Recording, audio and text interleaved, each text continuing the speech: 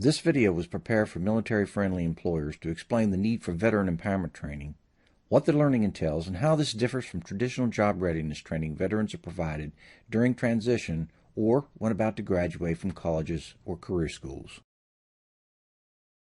Veteran Empowerment Training, or V.E.T., was originally created as Job Seeker Success Mindset Training for the Illinois Department of Employment Security. We'll begin by discussing how the need for this training evolved. In 2007, a team was formed to examine the effects on job hunters caused by the lack of jobs and longer-term unemployment. At the time, it was becoming apparent that job hunters were not being adequately prepared to deal with those increasingly difficult challenges. This preparedness gap was a factor in why job hunters would become discouraged and stop looking for jobs, and employers would become biased against hiring them. The team researched and proposed the new JSMT training to improve the preparedness of job hunters for employment in the new economy. In 2013, veterans in Texas and Michigan heard about the JSMT from veterans in Illinois. The course creator was invited to deliver preview workshops at Fort Bliss to transitioning veterans. The content was well received, and veterans recommended the course be customized for delivery to military families. Here are some of the veterans, spouses, and officers from vetpower.org, a 501c3 in Texas, Michigan, and Illinois, and California, who participated in and funded the creation of V.E.T. On the Veteran Empowerment Training website, listed here, you will find 3 webinars that Frank Campanaro and Dick White, both service-disabled veterans, talk about the new V.E.T. program with the Disabled Veterans National Foundation. Now let's examine the preparedness gap initially identified by the research team in 2007. The gap is between what employers are looking for when recruiting and the preparedness of job hunters to fulfill the employer's expectations. Since the Great Recession in 2008, employers have not been creating many new jobs. Instead, they've been attempting to squeeze more work at a few employees. And as a result, Gallup has reported that 83% of the existing workforce has become fatigued, disengaged, and unproductive, raising employer concerns regarding the declining productivity of workers. If employers do create jobs, they want to hire people who have the ability to persevere and perform well despite the increased challenges posed by a smaller workforce.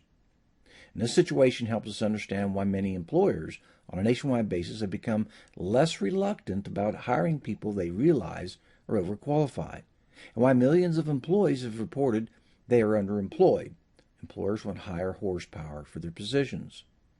On the other side, job hunters are being well educated. They are highly skilled with good credentials, and they know the mechanics of how to look for jobs. However, due to the lack of jobs and longer-term unemployment, millions of job hunters have become discouraged and stopped looking for jobs, causing employers to assume they are unqualified to fulfill the needs of employers for increased productivity.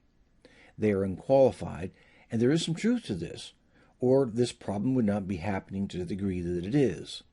Job hunters are not being adequately prepared for their employment challenges in the new economy. So now you can start to see the gap between what employers are looking for and the apparent inability of job hunters to fulfill that expectation for higher productivity.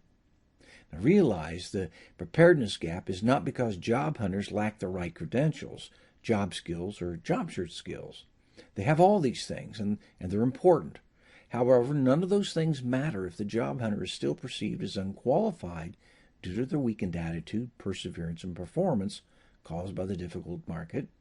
Or, in the case of veterans, it could be the emotional turmoil associated with the invisible wounds of war. Now, here's the issue. With the exception of training on social media, job hunters today are still getting the same employment training their parents received. How to write resumes, dress for success, network for jobs, and interview skills. Now, that basic training was okay when jobs were plentiful, but it was never recalibrated to the second worst job market in U.S. history. And as a result, job hunters lack the mental fitness to deal with the increased challenges in the new economy. Employers need high performers and are repelled by the weariness and apathy of job hunters. And if a job hunter lacks the mental skills to perform well while looking for jobs, it's assumed he or she will be just as unskilled after starting a job.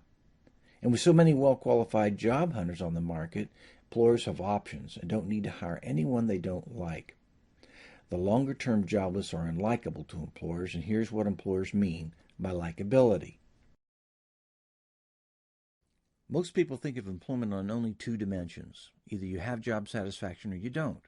However, these two dimensions are controlled by employers. For example, regardless of job satisfaction is intrinsic or extrinsic, employees can't have either without the job and all that goes with it, which are budgeted for and controlled by employers. What employees control exclusively are their emotions, specifically the emotion of contentment or discontentment. Satisfaction is not an emotion, but a condition. Employees can choose to be content with or without job satisfaction when it's the right job and they want it, which creates two dimensions. But employees can also choose to be discontent with or without job satisfaction, which is typically the wrong job, but they need it, and this creates two additional dimensions of employment. Discontented employees can be made temporarily happy, but this doesn't guarantee that they'll be content to stay in a job they don't actually want. Discontented employees may also lack job satisfaction, but they may not have the option to leave. They stay and complain. Career discontentment breeds an entitlement mindset where employees have to be made motivated, made engaged, and in the meantime they're waiting to leave until something better comes along. Employers would rather not have these types of employees. Contented employees are driven by a success-oriented mindset, which enables them to experience contentment with or without traditional job satisfaction. They are self-motivated, naturally engaged, and are able to persevere and perform well despite circumstances. And these are the employees that are most likable to hire. And training to develop likability is beneficial to both job hunters and employers. Here's a visual synopsis of the problem from the employer's point of view. There is a disconnect between how job hunters are trained and what employers are looking for when recruiting. From the employer point of view, here's where job hunter training is focused. All of these areas are important, but mainly to the job hunter. But there is very little emphasis on developing the right mindset for improved attitude and performance, which is beneficial to employers. Now look where employers said that their attention is focused when interviewing job hunters. Some attention is paid to job skills, but the majority of attention is on discerning whether job hunters have the mindset or horsepower for good attitude and high performance. In fact, to facilitate greater attention on this overlooked dimension is why so many employers have adopted behavioral interviewing programs. Very little time is spent looking at image and paperwork because mindset determines potential for good performance. Hence the disconnect between how job hunters are trained and what employers are looking for. Ultimately, employment is by invitation only, and employers hire who they like most, regardless if the person hired does not possess all the best qualifications on paper. Training is provided to develop a person's image, employment tools and packaging, and also their paperwork and credentials. These are the things that help make a job hunter discoverable. However, employers hire people for their attitude and performance skills. That's what makes them likable, and that's where training is not provided. From the employer's point of view, likability is a must. And without the right attitude and ability to perform well, it doesn't matter how discoverable or impressive the job hunter may be. In fact, when a job hunter is really likable, employers will accept their image and employment tools as is, and they believe job skills can be developed. When a job hunter is not likable, employers won't discuss their attitude and performance skills. They look for reasons to reject the job hunter, typically finding something wrong with their employment tools, credentials, or job skills. They say, "We found someone better qualified," or in the case of veterans, they say, "You lack transferable skills." So bottom line, training that makes people discoverable merely qualifies them for consideration. What qualifies them for hire is their likability. Likability is a critical factor to employment decisions, and this topic is missing from training provided by TAP, Career Services, and One-Stops. Employment in the new economy is all about attitude and performance. Here's the other thing. Recruiters are trained to probe deeper than a job hunter's updated resume, waxed-on image, and impressive credentials, which do not guarantee good performance. Recruiters look under the hood to examine mindset or horsepower to generate good attitude and performance despite good or bad conditions. Research psychologists have determined that genuine likability or charisma is difficult to fake, but it can be developed through training that strengthens a person's mental fitness or success-oriented mindset. Thanks to advances in medical scanning technology, this is what researchers have confirmed. What you think creates emotions. In other words, emotions are not created by being jobless, the difficult job market, or circumstances outside the person. Emotions are created by thoughts, and it's possible to regulate your emotions by regulating how you think. This is the key to creating a success-oriented mindset, by learning to think non-negatively, which makes emotions optional. You don't need a job to feel like you have a job. You can cause yourself to feel up during down times, or you can allow yourself to feel down even during up times by flexing how you think. How you feel is optional regardless of your circumstances. Now, that you have this inner regulation ability is essential because emotions motivate action, and staying active during a job search enhances discoverability, attitude, performance. Results in impressions, which is the foundation to creating and maintaining likability during tough times. So, learning to create the right mindset is essential to improving a person's preparedness for employment in a new economy. The state of Illinois refers to this as the missing piece of the job search training puzzle. However, this training is more difficult to provide than simply teaching people the mechanics of job search. And this is why job hunters are not routinely provided mindset training, because they can think it's assumed that adults don't need to improve how they think. And this is a huge mistake. It's why millions of job hunters and transitioning veterans have become discouraged and stopped looking.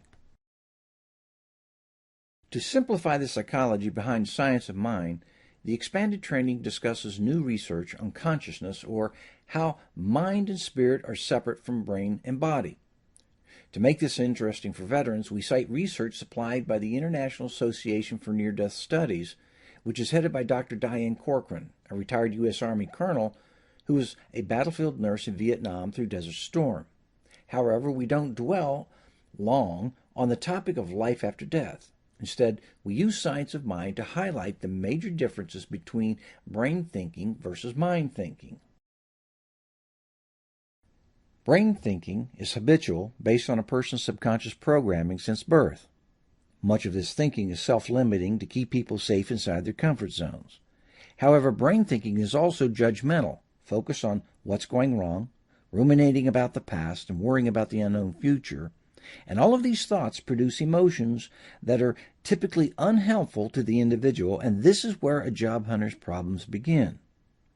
Mind thinking is intentional, based on a person's unfulfilled plans, goals, and purposes for being here and wanting to find a job.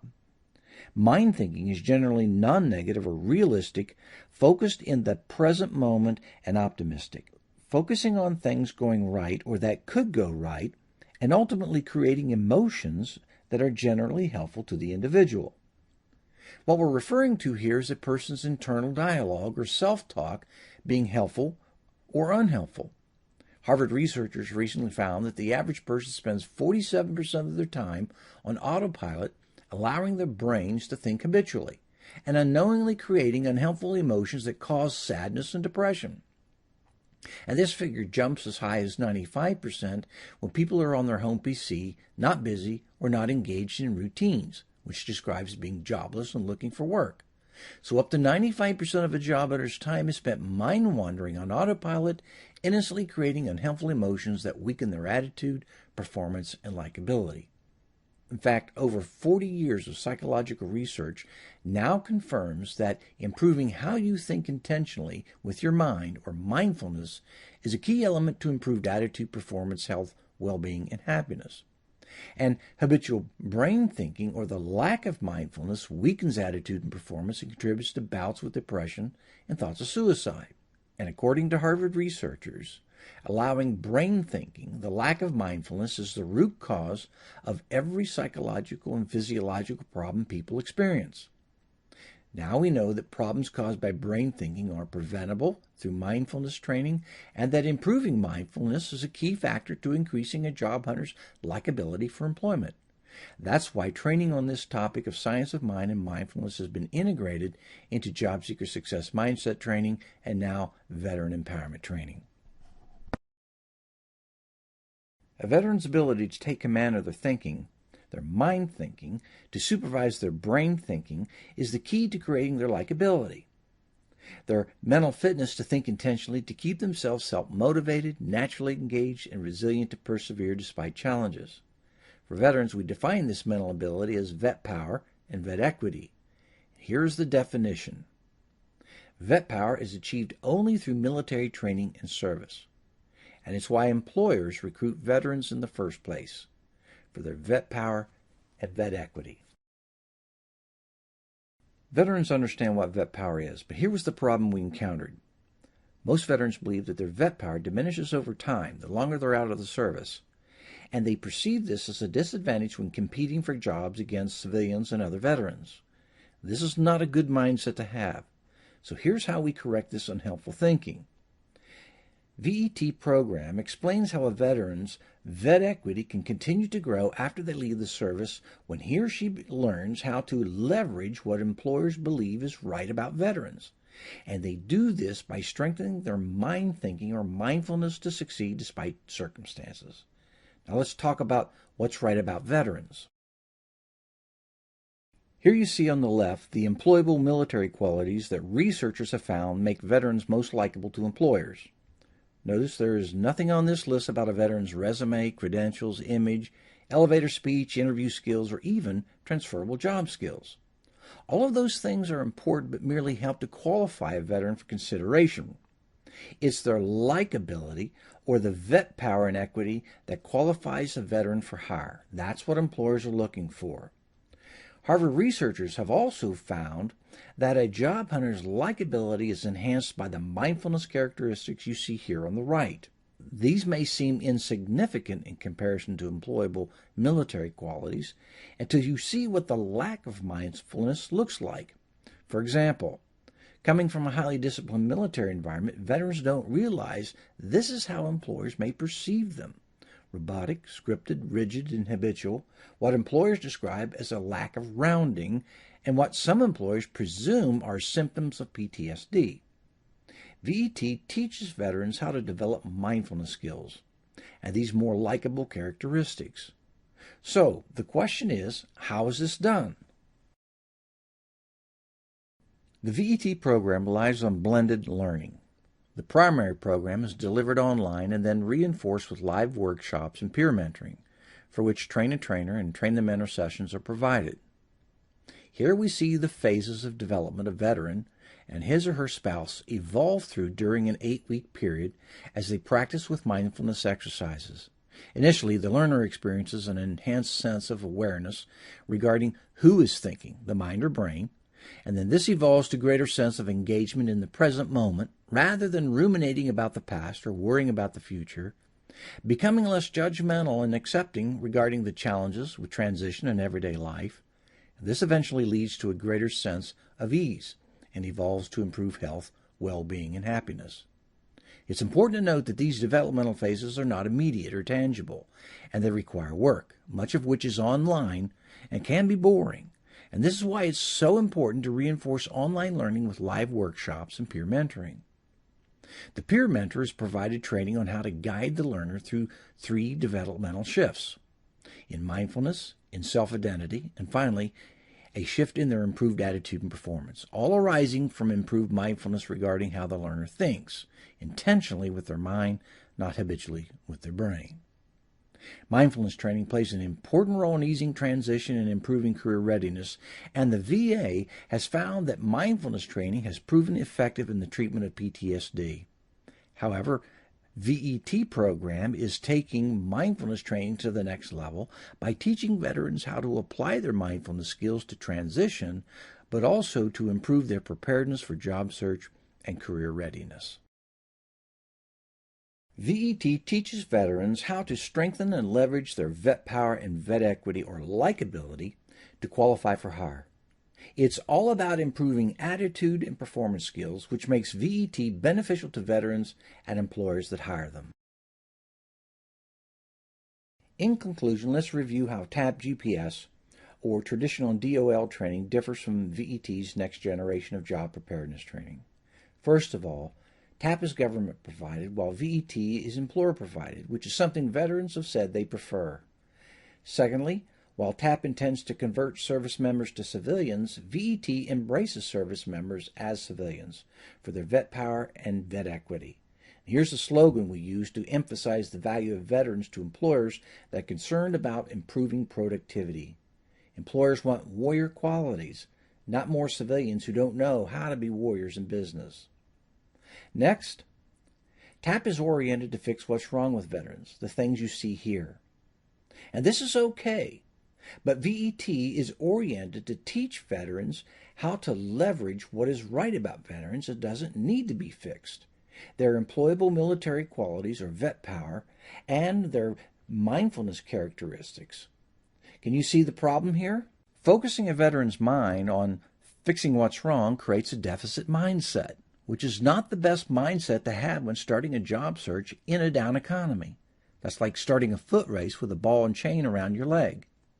V.E.T teaches veterans how to create their success-oriented mindset by focusing instead on what's right about veterans and how to leverage their employable military qualities to succeed despite challenges. You think about it. Professional athletes and performers don't begin an event by focusing on what's wrong. So why would we want to teach veterans to do that? Finally, here we see the balance of training. And now look at this. In TAP, these are the mechanics of job search, which are essential, but not enough. And it has nothing to do with the job hunter's preparedness or why employers hire veterans. Now look at V.E.T. This is why employers hire veterans, for the byproducts of their vet power and vet equity. Employment in the new economy is all about the right attitude and performance, particularly when employers believe that 83% of the existing workforce is fatigued, disengaged, and unproductive. V.E.T fills the gap in job hunter preparedness for employment in the new economy. TAP is beneficial to veterans, but V.E.T is also beneficial to employers. Now you know what V.E.T is, why it is necessary, and how it differs from traditional transition training. We believe that without V.E.T, veterans are receiving only half of the training they need for job search and employment in the new economy. It's the lack of this full spectrum of training that causes the gap in a veteran's preparedness. It's why transitioning veterans don't feel ready after TAP, and why employers have reported that veterans do not seem prepared. And this is why we're engaging military-friendly employers to help address this preparedness gap by sponsoring their own V.E.T virtual classrooms. Thank you for watching this video, and we look forward to talking with you further. Here is contact information.